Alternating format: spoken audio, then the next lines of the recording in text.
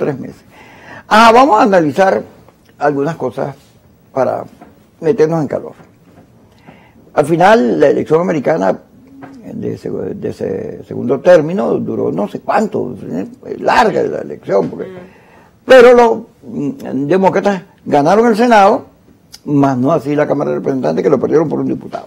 No hubo la avalancha roja, aun cuando controlan una parte de la Cámara. Ya la señora Pelosi no es ni la presidenta, va a ser otra persona. Biden le hizo una reverencia, un reconocimiento. Es que al marido también lo agredieron feo, sí, y eso le ha generado muchas complicaciones. Lo cierto es que ya pasó la elección y México, nada que aparece por ahí. México pareciera ser el cuento del gallo pelón. ¿Ustedes se acuerdan del cuento del gallo pelón? ¿Ustedes se acuerdan del cuento del gallo pelón? Y así, aquello parece una fábula, porque se dice en la mesa social que se reúne aquí en Venezuela, 3.500 millones, y venía Chevron, se estaba discutiendo las inhabilitaciones, los americanos quieren, una vez que cese el interinato, que habiliten a Guaidó. Guaidó ya habla como si él fuera candidato, pues. Y Guanipa, que anda, a Guanipa ayer le dieron unos cocotazos. Porque se invirtieron las cosas. Sí, hay una cosa ahí extraña. Eduardo Fernández ha dejado ver que podría ser un hombre de consenso, está el señor Escarre candidato, y bueno. Y hay muchos candidatos. Candidato es lo que sobra. Más que el Miss Venezuela. Bueno, más que Venezuela. Aquí estuvo César Pérez Viva con nosotros. Todavía no sabemos si Manuel Rosales va a ser. Pero, ¿qué le pasa a México? ¿Por qué tanta complicación? ¿Qué lo detiene? Vamos a comenzar con Indira. Indira, ¿qué detiene a México? Bueno, lo primero es interesante decir que la elección de medio tiempo, los resultados dejaron con las maletas y con los planes fríos a un sector de oposición venezolana que estaba esperando que la marea roja se impusiera y volviéramos otra vez a aquella política republicana del garrote. Trump, el regreso de Trump. Totalmente. Entonces, bueno, ¿quién pierde en las elecciones de medio tiempo? Ese sector de la oposición venezolana que sigue teniendo todo el tiempo una cartica bajo la manga, que todo el tiempo sigue jugando a planes ocultos y a la conspiración, que nunca deja de conspirar. Ahora bien, ¿qué falta para volver a México? Bueno, lo que pasa es que primero tenemos que entender qué es lo que se discute en México. En México no se discuten los problemas del país, no se discuten las necesidades del país. Netamente México ya ha quedado relegado, y así ha sido demostrado incluso con la previa que hubo ahora en París, de que México y de que el diálogo entre oposición y gobierno gira más en torno a los temas políticos, a las negociaciones políticas, que a las necesidades del país.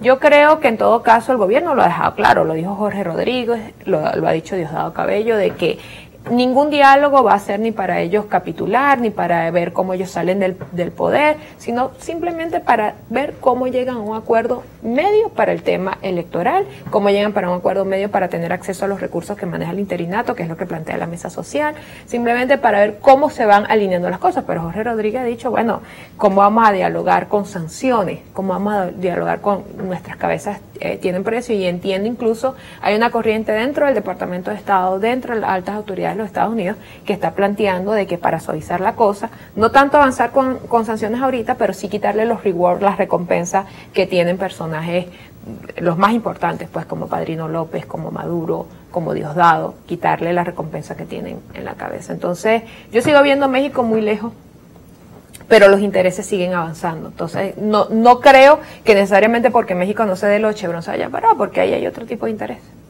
Señora Edith. Bueno, yo creo que como cerró Indira, yo no creo que lo de Chevron dependa exclusivamente del tema de México.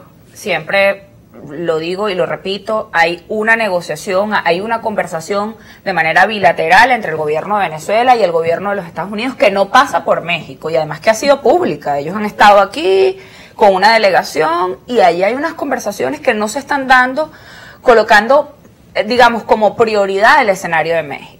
Las elecciones de medio término, efectivamente, pues le bajan 2 a la agenda de un sector de la oposición, pero además, si nos ponemos a pensar en qué pasará de ahora en adelante en Estados Unidos, pues bueno, están obligados a ponerse de acuerdo, porque uno con un lobby se tumba, un voto con un lobby se tumba, es decir, están obligados a hablar los republicanos y los demócratas, y eso va a generar, por supuesto, acuerdos en torno al cambio de política, en torno a Venezuela, en torno a su política exterior. Entonces, ¿podemos ver cambios en el corto tiempo en la política exterior del gobierno de Estados Unidos a Venezuela? No lo creo.